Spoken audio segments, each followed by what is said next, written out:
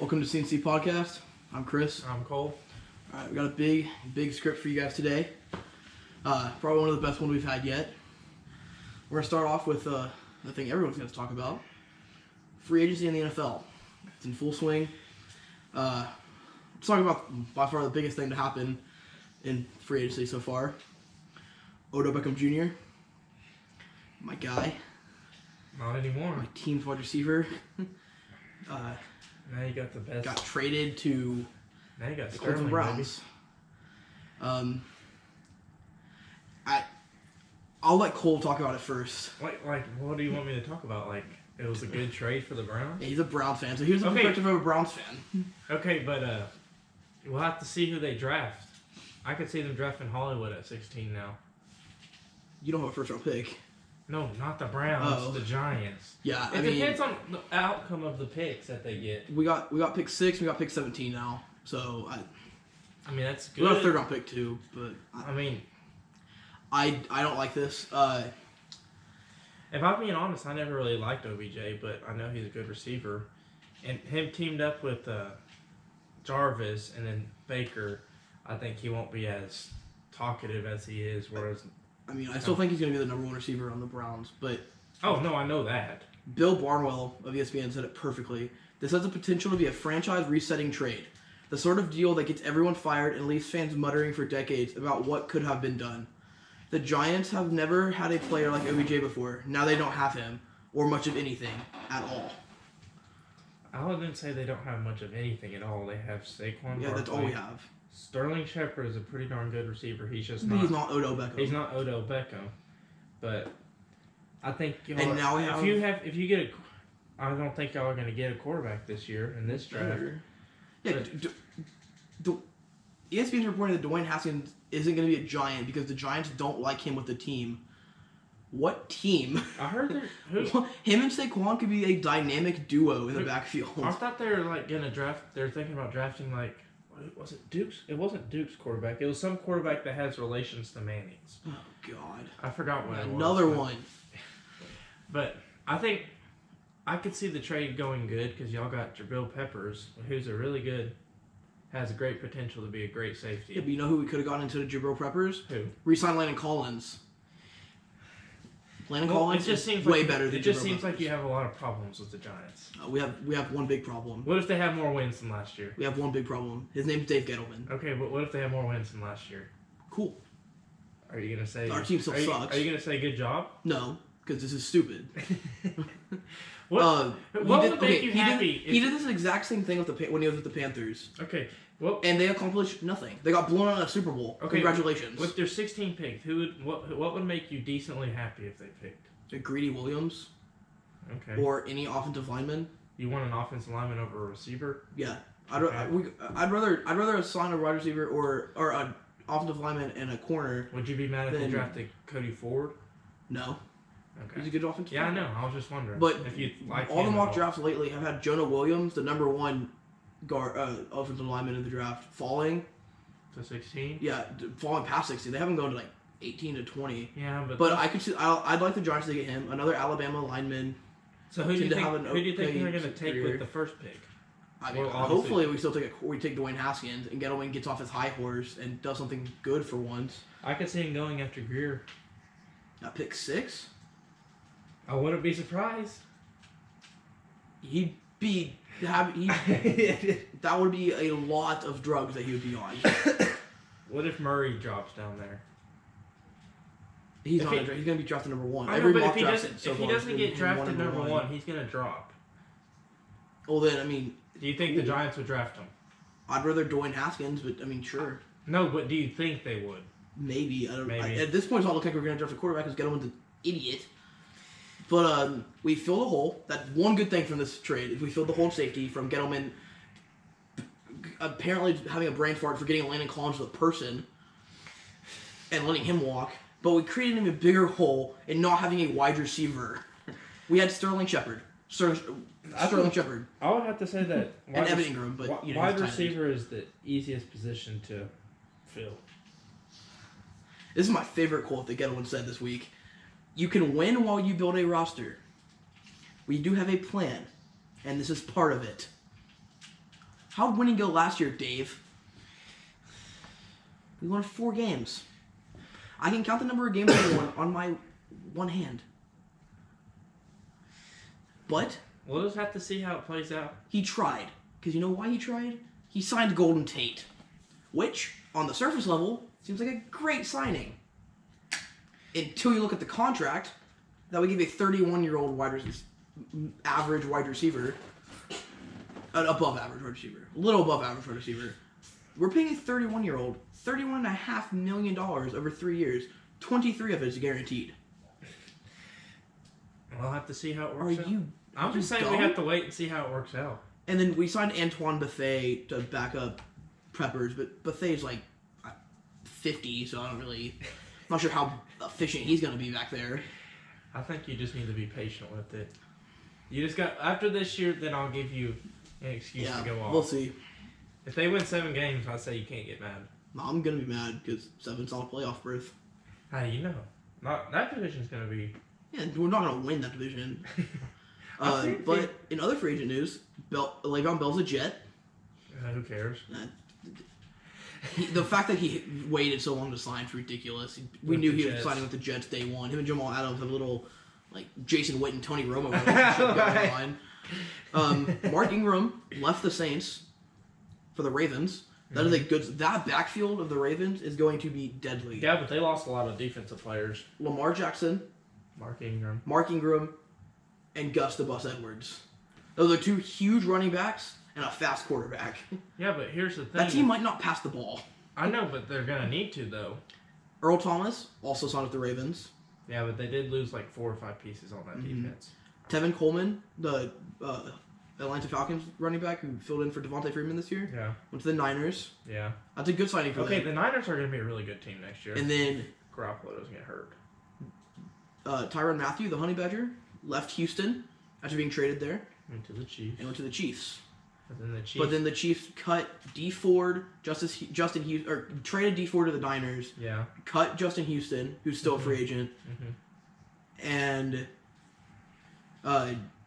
let go of Eric Berry. Yeah, but did you see how much they paid that guy, Matthews? Yeah, they paid him a lot of money for a one-time Pro Bowler. But yeah, Matthew is good, but he's not that good. It's a lot of money for a one-time Pro Bowler. Yeah. Who had one good season. The rest of the team were like, yeah, he's good.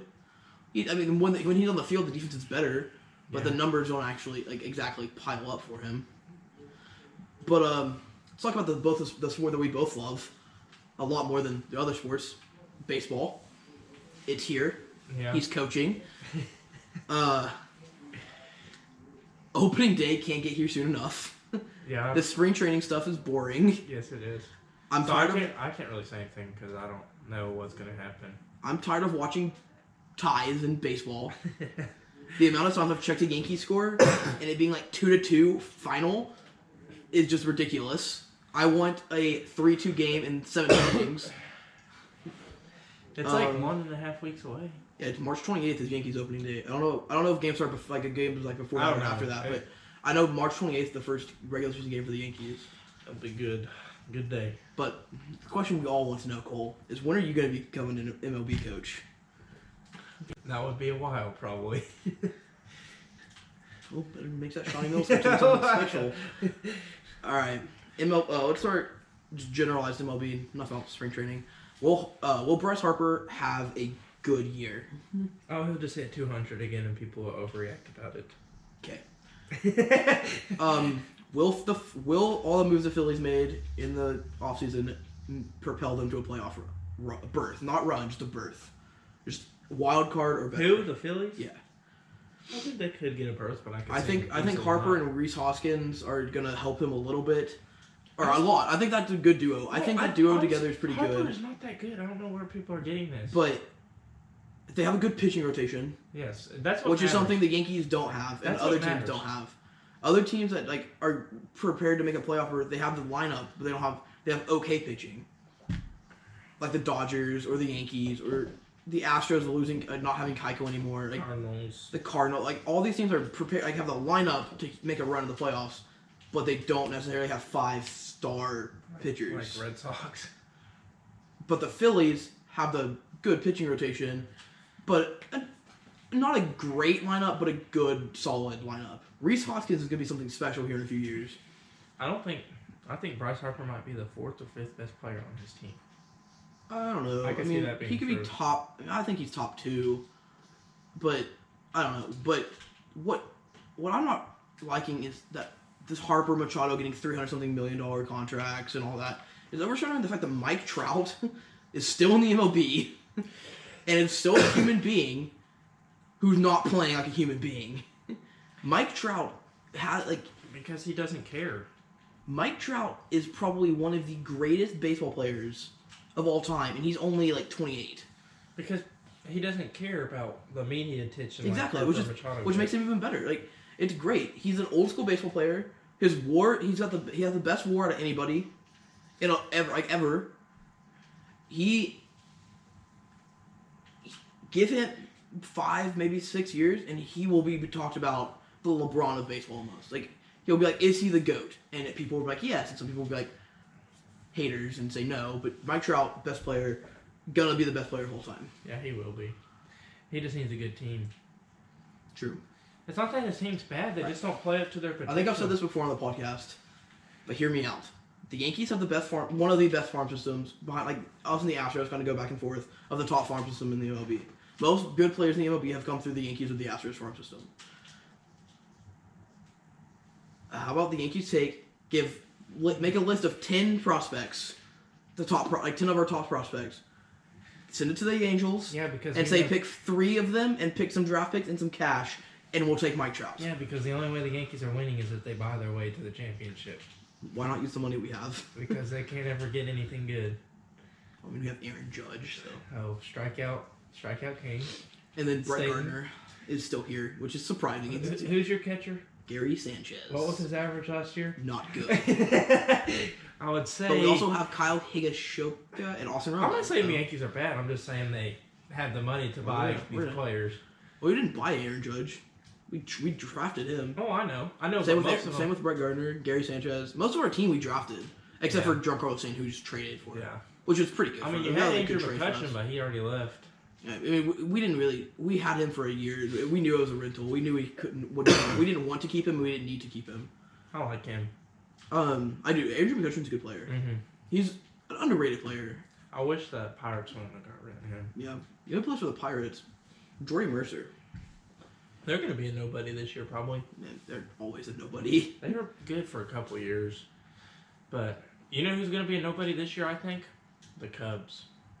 They're going to go back to their normal Well, I mean, they're not going to be nobodies because everyone's like, Cubs, but they're not going to be good. Yeah, that's what I meant. They're not going to be as good as they used to be.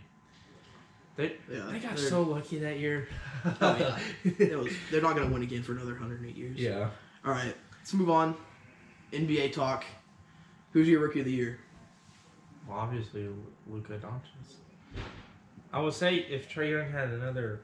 If Trae Young would have started the year like he is right now, he would be the front runner, but he obviously didn't, so Luka is the favorite. I have to agree. I've said this since draft night when we made the $10 bet that it was going to be Luka. Still is Luka. It's Luka's to lose. Let's just say that. It's Luka's to lose. If Luka keeps playing just average basketball, he wins it at the end of the year. Yeah.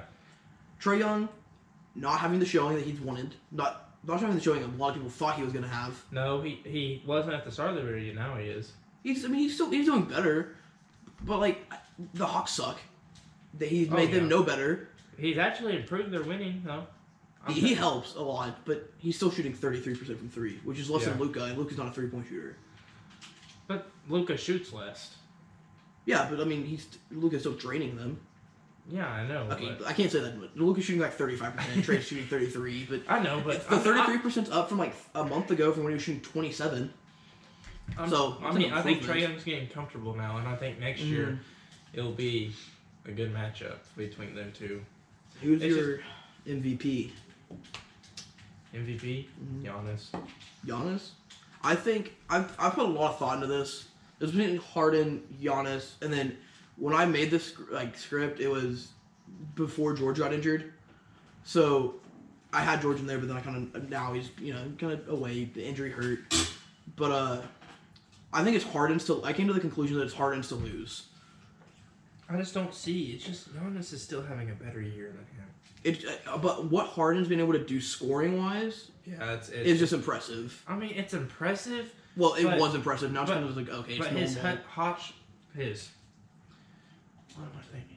The shot count he takes every True. game. He takes like a long And Giannis I know it's closer, but Giannis shoots like what is also, it, like Harden 60? has the 3-point shooting that Giannis doesn't have. Yeah. But I don't know. I think Harden's gonna win it at the end of the year. Giannis is gonna win one soon. He's gonna win one sooner than later.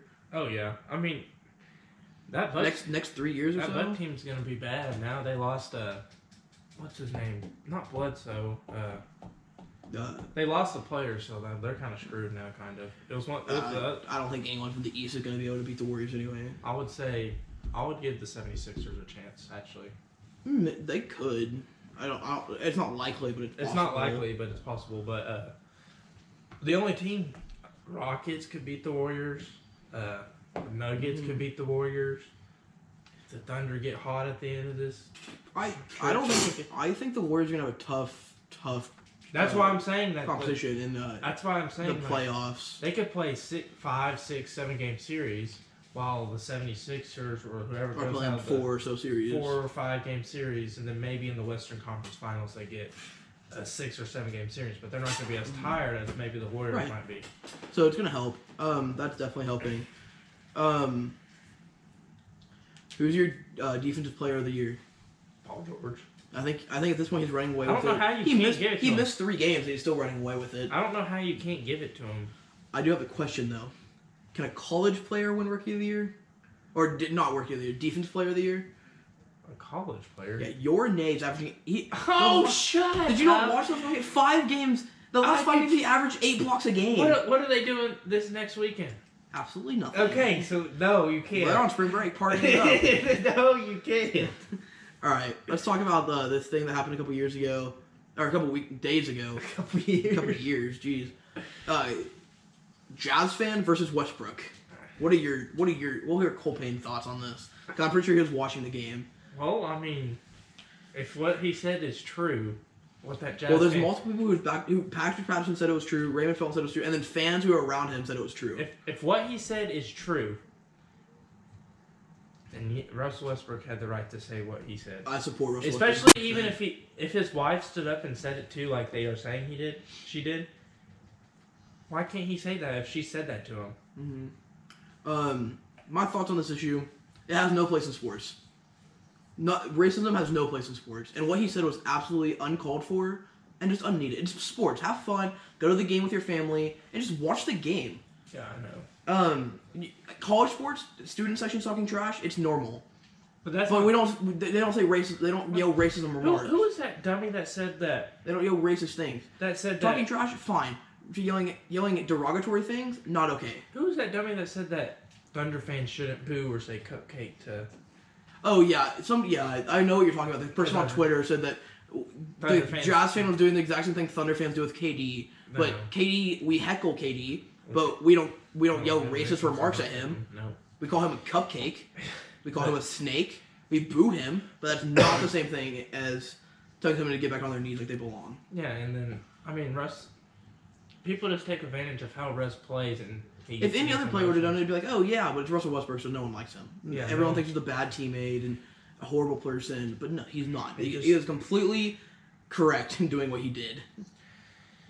So, since the fan wanted to talk trash, let's talk trash about him. Who's going to win a one-on-one brawl, him or Westbrook? Russell Westbrook, I would say, but that dude is actually a lot tougher than I thought he would have looked like. I will put everything I own. No, I would too. All my assets, all my things, everything on Russell Westbrook to knock this man out within the first 5 minutes of the fight. 5 minutes? Or actually less than 5. We'll do like the first minute. I would say minute.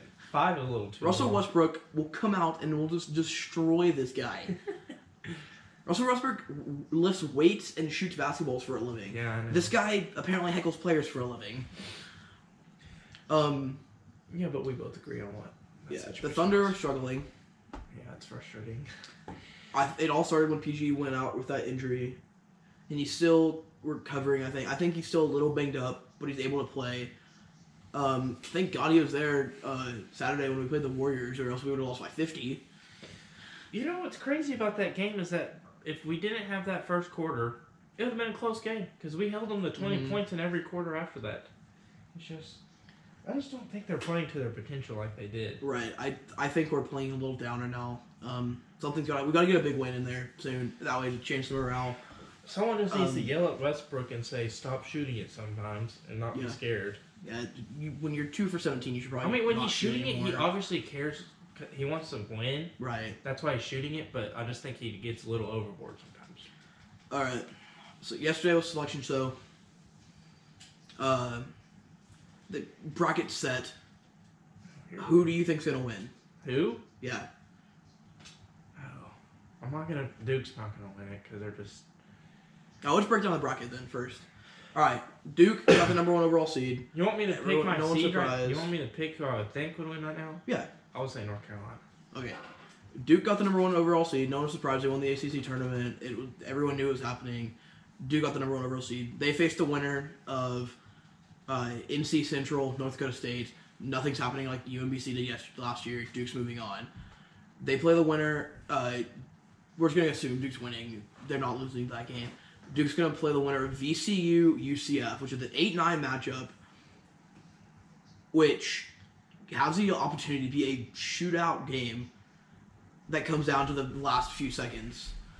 But who do you think wins that game? UCF. Yeah, I think 7-8 UCF Center He's gonna guard pretty good it's chance not that he's of winning. skinny either. He's pretty big. fit. Yeah, UCF moves on. The worst part about that game is UCF's basketball team's been pretty good this year. I loved following Taco, the 7-8 center. Mm-hmm. Sadly, their run's coming to an end in the second round when they play Duke. Maybe. You never know. I'd like to see 7-8 center Taco versus Zion. That's going to be a good matchup all day because Zion's not 7-8.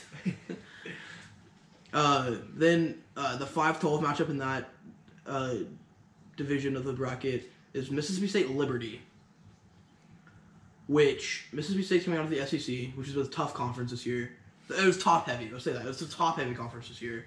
Bottom half sucked. Top half was very, very good. I think this is the 5-12 matchup to watch out for in the bracket. That the 12 is going to move on. I think Liberty's going to win this game. Maybe. I don't know. That's probably true. I don't think Mississippi State's that 5 seed. Mm-hmm. And then 4-13 of that bracket, there's a whole bunch of people who are picking as upsets. I don't think it's going to happen. Virginia Tech versus St. Louis. St. Louis is coached by the former Oklahoma State coach Travis Ford, assistant coach Phil Forte. A horrible offensive team. They just play very, very good defense. Hell, that would be funny if they won. Travis Ford can't win the first round game, so. Virginia Tech's moving on. It'll be 4-12 probably, or maybe 5-4 matchup in the second round of that one. Maryland is going to play the winner of Belmont Temple. I don't think that game matters. Maryland's probably going to win that game. Then we got LSU Yale. LSU and Yale, I looked at the bracket tournament challenge thing, and Yale and LSU give up the same amount of points per game to their opponents, and they score about the same amount. Nice. I think this game should be put on LSU should be put on upset alert. Oh, I think Yale will win it.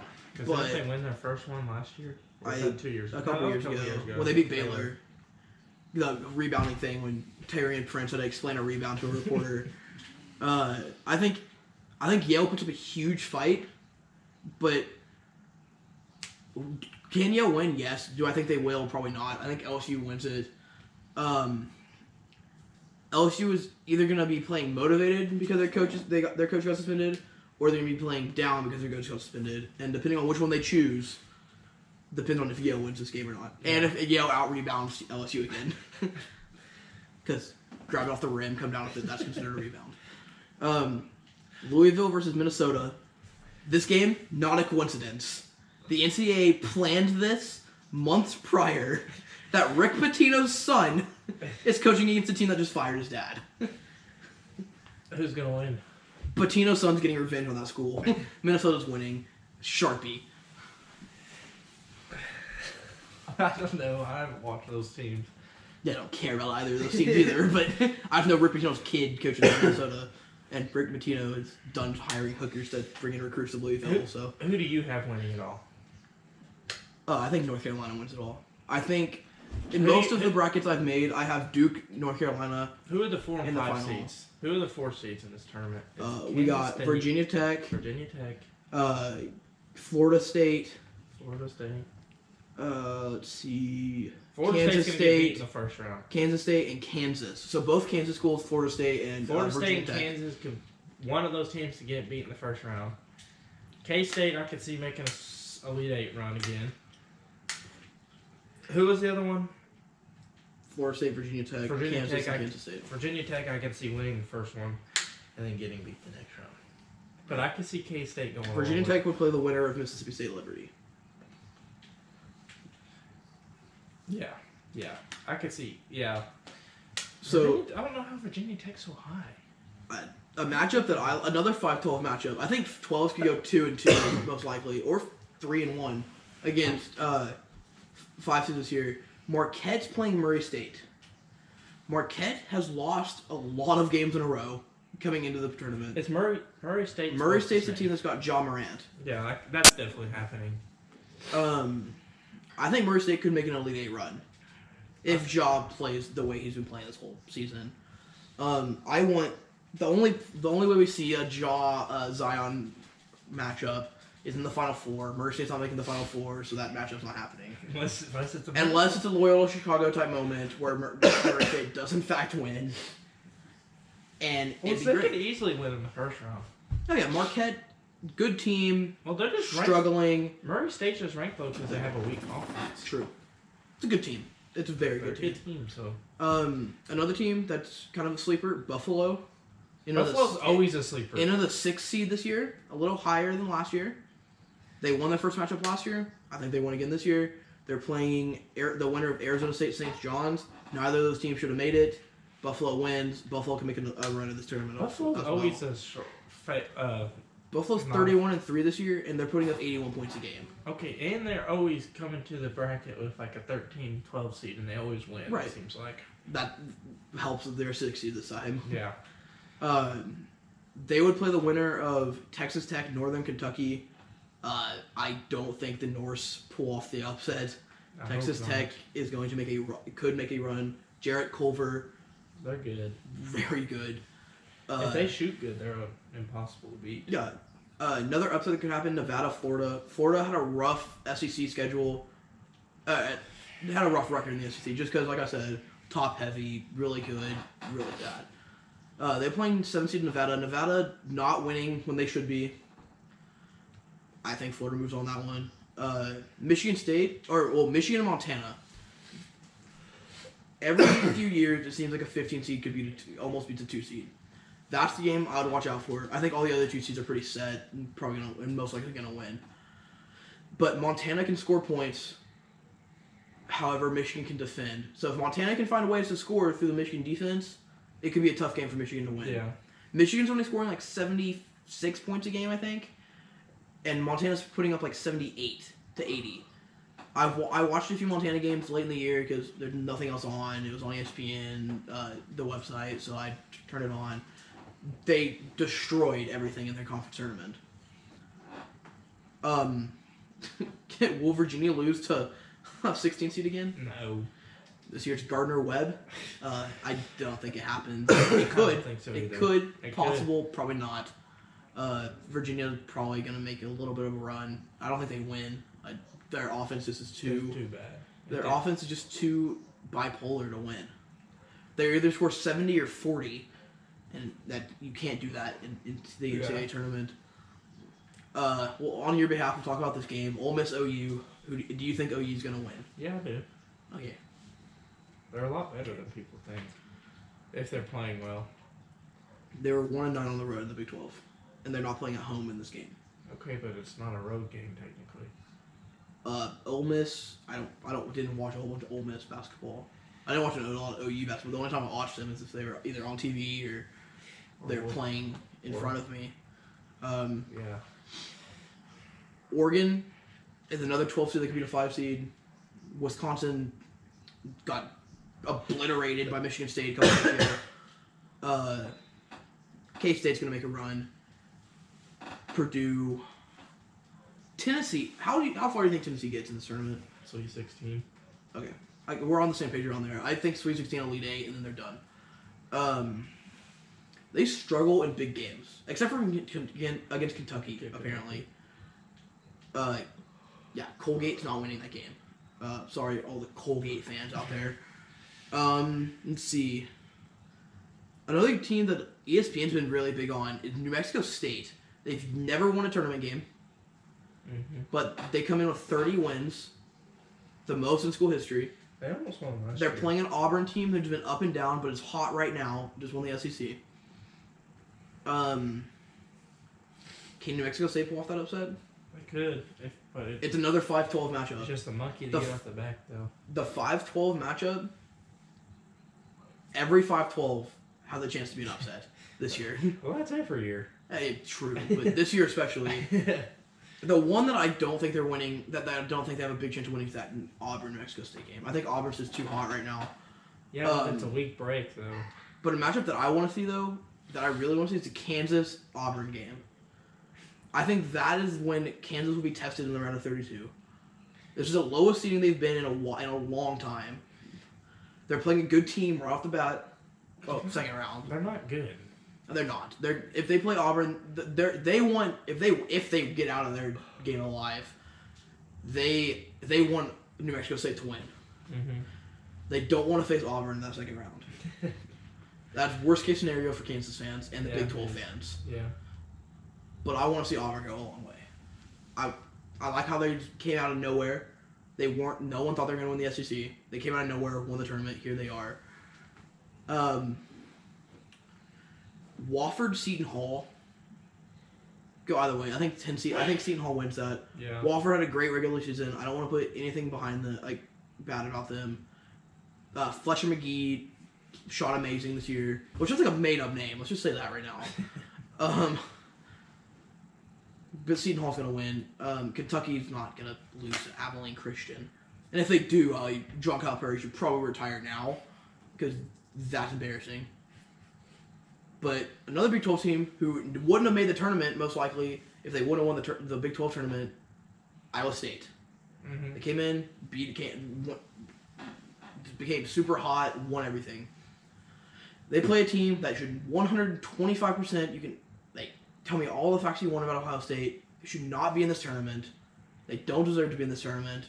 They should be a 2 or 3 seed in the NIT. They're going to get... They're way out of their zone here playing Iowa State. Mm-hmm. Ohio State's going to be going home very quickly.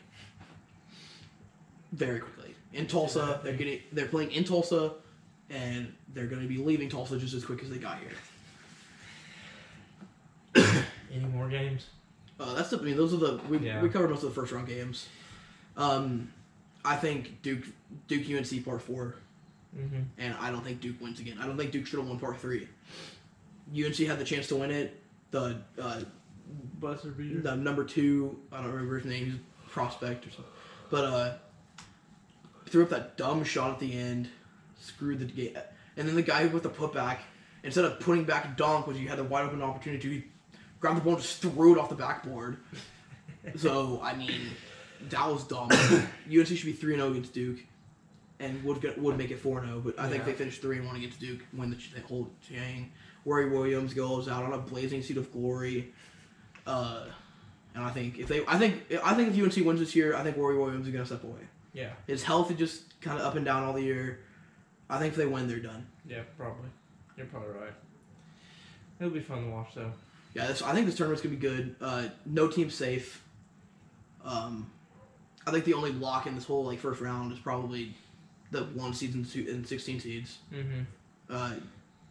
I don't think Gonzaga loses to Farley Dickinson or Prairie View, so I don't think so. UNC's not losing. And if they do, I'll do something. I'll do something crazy. But I was really sad. UMBC didn't make it this year. Nope. They were 1 game away. Vermont is playing Florida State. They beat UMBC in the conference championship. UMBC, fun fact, went 2-0 against Vermont in the regular season, but lost in the conference championship, and thus they're done. They're not in. Sucks. Hate to see it. Loyola Chicago lost their conference championship, or lost not their didn't lose the championship game. Lost a round before to Bradley. Hate to see it. Sister Jean going to play and going to NIT games.